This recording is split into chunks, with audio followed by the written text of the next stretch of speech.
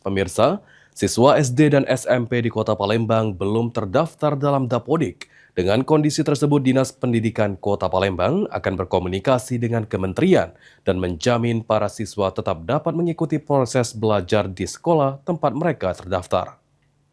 Kepala Dinas Pendidikan Kota Palembang M. Afan Prapanca mengatakan, sekitar 900 siswa jenjang SD dan SMP di Kota Palembang belum terdaftar dalam Dapodik. Dari jumlah tersebut didominasi siswa jenjang SD dan untuk jenjang SMP hanya sekitar 100 siswa yang tersebar di sejumlah sekolah di Palembang. Kondisi ini terjadi diperkirakan karena verifikasi siswa yang dilakukan tidak melihat kondisi di lapangan.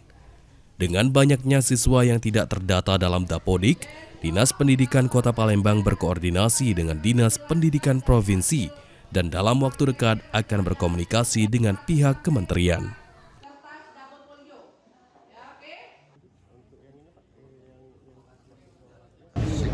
Tapi di sekitar 900, lebih lagi sekitar 900-an lah. Ya, itu dari tingkat SD SMP juga? SD SMP, ya, yang paling banyak SD ya. Karena sebetulnya SD kita kapasitasnya cukup, namun karena memang kemarin pada saat verifikasi barangkali tidak melihat situasi lapangan, hanya administrasi saja.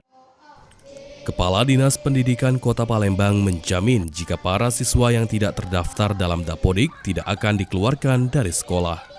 Sandi Pratama, PAL TV.